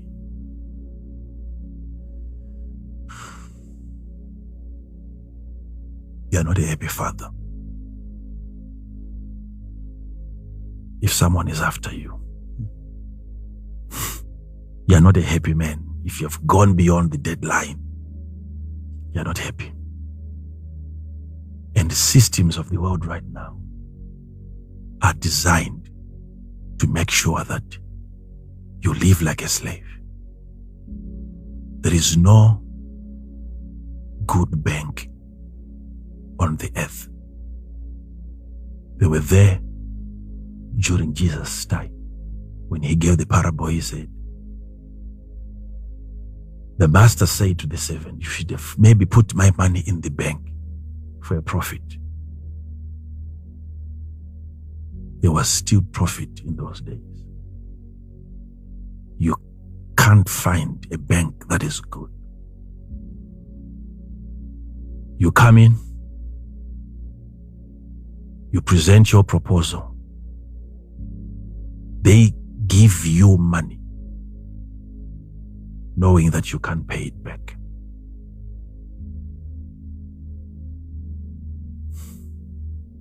These are institutions put in place by the enemy to make sure that you become a slave to the lender.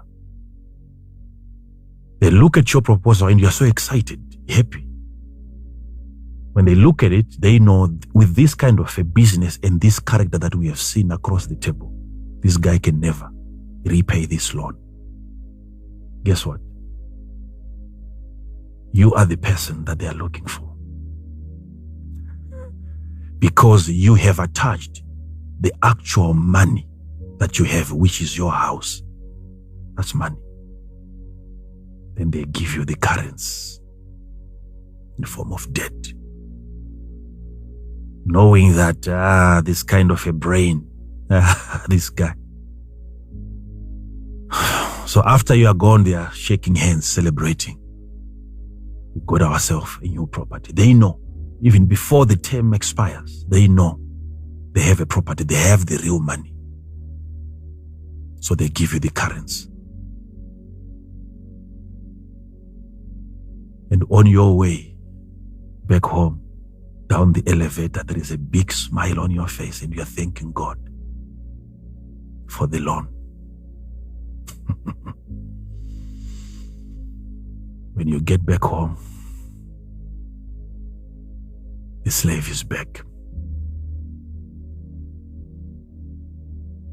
You must come up with a strategy right now of repaying. Get to a point one day where you know you owe nobody anything except love. Work towards that day. And I know you can. With this grace and this anointing, you can. Such a day is coming when you know that I owe nobody anything. Such a day is coming. And you will experience the peace that the devil never wanted you to. Now you will know that this is what the devil never wanted me to have. It was never money, but the joy that only money can create. The peace that only money can create. Who is controlling your economy? If you never had a father who would give you a lecture on money, don't then make a mistake of finding a pastor, a man of God, who is just like your biological father. Let's stop there for today. Thank you so much, pastors, for having me. Wow. Thank you so much. Thank you. As you're ministering, at some point I said to myself, am I not one of those that would have wanted to hear this maybe 22 years ago? But unfortunately, as I kept on thinking, I said to myself also, would I have been able to assimilate this? Would I have been mature enough to ingest this? This is the word for the season. You know, Father, sometimes in life when things don't go according to plan, you always look for somebody to blame. And as I was listening as you were ministering, I felt this was more of me than anybody else. I think empowering an individual is giving them the ability to take control of their destiny. And that is what you have been doing. You have removed us from that place where, in as much as they may be economic witchcraft, probably things that are done beyond our control, but I think the greater part of it stems from what we understand about money and our own lives. You know, this is diagnosis of witchcraft from within, where it is the decisions that we make based on what we know or what we understand that defines who we are. Things like ingratitude. You know, I never really understood it from this perspective that gratitude can be a way of life. But when you then explained it, it became apparent to me that by reason of the way we express our thankfulness, our gratitude, we have either cultivated more or we have created a deficit within ourselves. And probably we are where we are on the basis of how we've responded. And you look at things like financial illiteracy. Father, one thing that just popped in my mind was to look at how Africa takes the begging bowl to Europe. And yet what is in Europe is not money. Bringing to the fore a very important point that you highlighted, that money is not currency. You know, of all the things that you have explained when it comes to financial illiteracy, money is not currency. If somebody were to omit that, then the understanding would be skewed. Father, in life, sometimes we look at other people and we compare ourselves to them. But we don't understand what is behind what seems to be success. And it puts pressure on us. Sometimes, like you rightfully said, it may be a mirage. But that mirage only takes lessons like this to then understand that it may be a mirage. I might have my own way. But comprehending your way sometimes, it's not easy. It's not easy. And we compare. You look at a person in the UK right now, in South Africa right now, probably got a car on 0% deposit and they're driving a very nice car. And you say to yourself, I was in the same class with this guy. I grew up in the same neighborhood with this guy. But you forget that what you drive is not on debt. The life that you live is not on debt. And it takes insight from such teachings for one to really comprehend. One of the things that you highlighted, my father, this morning, that I said to myself, hey, this is becoming something else. Understanding or misplaced value. You know, it's always difficult, my father, for one to appreciate a blessing over value, what they perceive as value, over money. Oil versus the envelope, the brother. Exactly. And that one, even men of God, sometimes they'll fail that test. But thank you for your teaching this morning. Thank you, my father. It really means a lot to me. Thank you. Father, thank you so much. We're so grateful for a delivery that you've given. I'm also grateful. You wanted to say that before leaving without being grateful. Father, you can see we are learning right away. It's an occupation. Wow. Thank you so much, my Father. We have had such a splendid time. Financial education. Economic Witchcraft Part 2 by The Voice. We remain eternally grateful and thankful that God has loved us so much to avail His special gift to us, packaged over many, many years of going through the fire and being smelted by the word and finally brought to perfection, and we get to enjoy this gift, The Voice. And we know that you enjoyed this service. Until we meet again next time,